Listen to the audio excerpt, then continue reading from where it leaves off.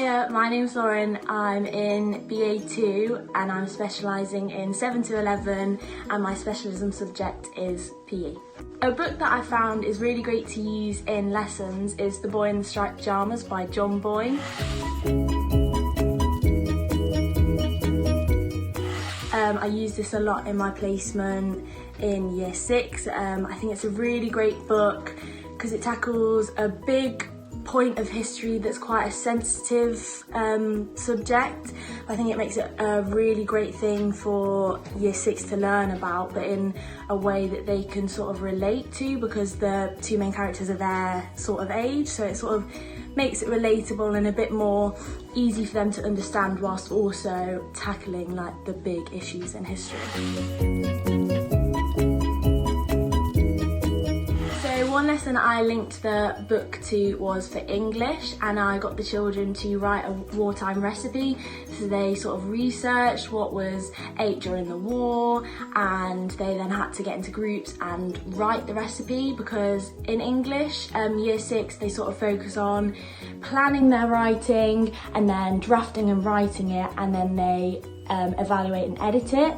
So this lesson was sort of focusing on the planning, because they have to really focus on what the purpose of the writing is, and they have to select appropriate forms and language. This really helped them focus on that and sort of introduced a different style of writing that they probably hadn't done before. So I thought this was a really great lesson to help them with that. And another lesson that I linked to the book to was DT. So they actually went and made the recipes that they wrote in English, but what I got them to do was swap their recipes over in groups. So they had to follow someone else's writing. So whilst it was practicing their DT skills, you know, cooking, some of them didn't even know what a peeler was. So this was really great like life skills for them to learn. It also then helped with their English. It helped them with the edit and evaluate section of English, so they could really see, did they have enough detail in their work?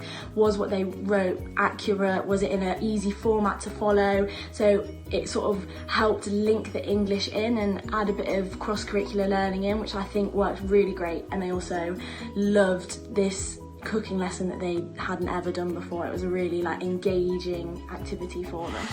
Then just some other subjects that I think the book links really well to. Obviously history, it's all about like World War II and concentration camps, so there's so many lessons in history that it can link to.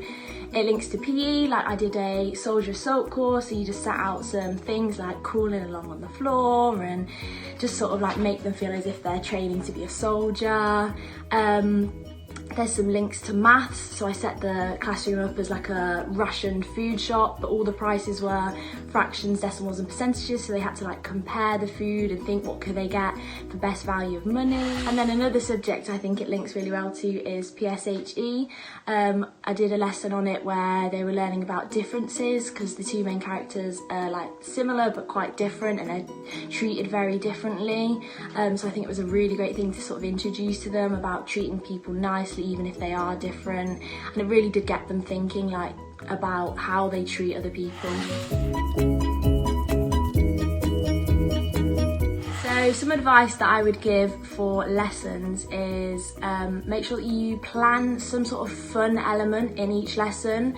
I found that when they're more engaging and you add just a bit of fun in, it really just improves their concentration and they want to work, whereas if the lesson's, you know, a bit boring and they're just not really that interested, they won't put the effort in. So it really does, just if you just take 5 minutes to just plan for a bit longer and add a fun element in, it really does pay off in the end. Another thing is you need to be prepared for if your lesson sort of goes off plan a bit, because it will happen. Don't stress, just go with it. The children won't even notice half the time, so you just don't panic if it starts to go off plan and just roll with it. And then the last piece of advice is always have extensions ready, because when children finish their work and have nothing to do, that is when behaviour starts to decline, and that is when you have to work really hard to get everyone on task. So just make sure you've always got plenty of extensions to just hand out to people when they think they're finished.